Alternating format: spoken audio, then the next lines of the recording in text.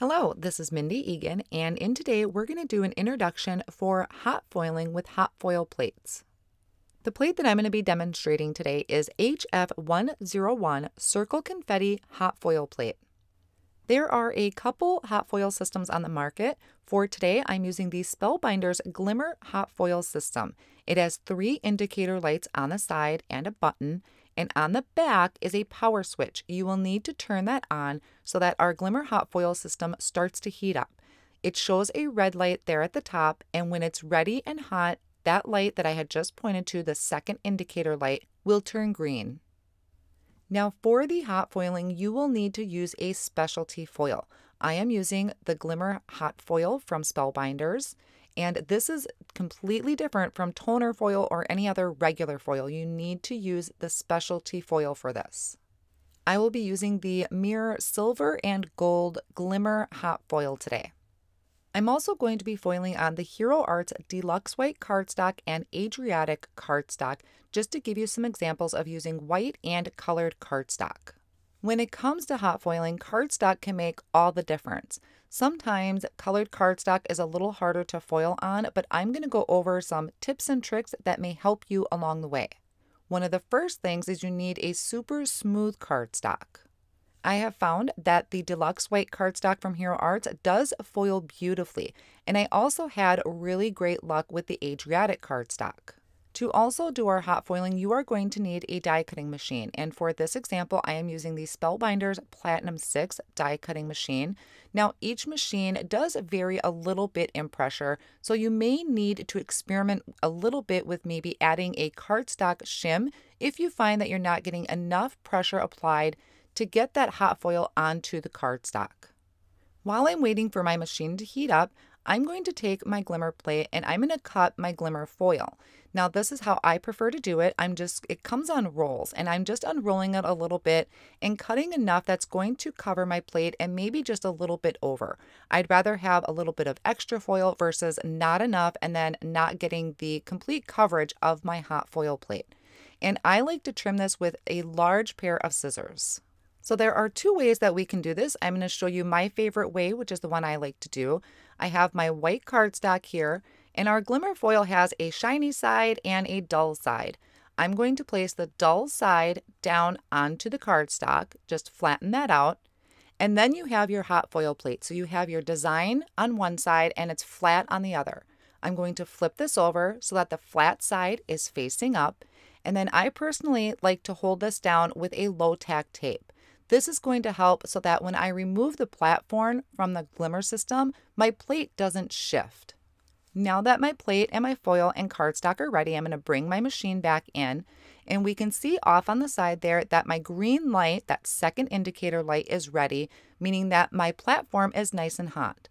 So I'm going to take my sandwich here and flip it over. You always want the flat side of your hot foil plate touching that glimmer system. So I'm going to place that down, and then I'm going to take my shim. So we have included in your glimmer system are these 2 shims. There's 2 plates, which I just went ahead and taped together. And then I also went ahead and pushed the timer button there. So we have a blinking green light. That's going to blink, and when it stops blinking, we know our system is ready. I'm bringing in my Platinum 6 die cut machine. I removed all of the plates, and now I'm going to disengage this from my glimmer system base. I'll show you an up close or a look there at the top. See, is where we are pulling that out of. Now, I think this varies per system, but mine is kind of hard to pull out, which is why I tape my foil plates down to my cardstock. Now I'm taking this whole platform and I'm running this through the die cut machine. You don't need any other plates except this platform, your cardstock with your hot foil, and your shims on the top. Now, normally what you'll do is you would take this over back to your glimmer system base and engage that so that it continues to heat up.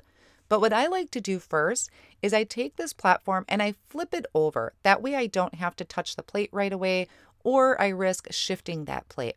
Now I can engage that back onto my base so I can continue to heat it up and do some more foiling. Then I just carefully peel back my tape and my hot foil plate. You want to be really careful because the plates are pretty warm. Now you can see we have a beautifully transferred foil background, and it just shines in the light.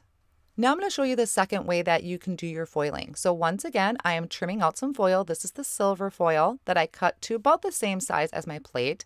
My green light indicator is on, and I'm taking the flat side of my hot foil plate, placing that down so my design is facing up.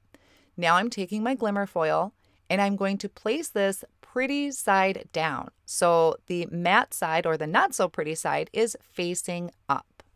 Place your cardstock on top of that, and then you can hit your timer button. And also, it is up to you at your discretion if you want to put the shims on right away when it's warming up, or if you want to wait until you have it on your die cut machine. I think it varies per user. I personally like to have a little bit of that extra pressure on top while it's heating up.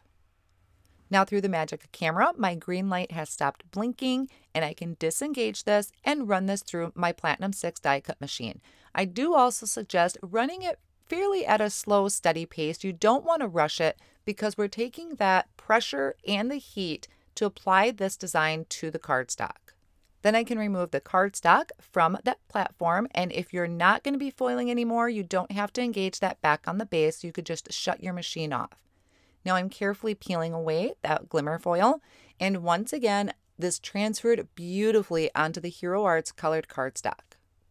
Now there are a couple really fine areas in between the dots that I did have some overfoiling of. It's very, very minimal, small speckles. To do this, all you need to do is take an eraser and you can buff away that overfoiling. Now my backgrounds came out pretty perfect. I'm really happy with the results. So I didn't have a lot of troubleshooting to do in this video, but I do want to talk about a couple things. Now, like I previously stated, if you have some overfoiling, meaning you're getting foil in areas that you didn't want, you can just take an eraser to buff those away. If you find that you did not get a good transfer and you're missing some areas, experiment with your machine. Every machine is different, I'm finding. So you just need to experiment with adding maybe another shim of cardstock on top of your plates, or even 2 sheets of cardstock. You can also foil on heat-resistant acetate and also vellum.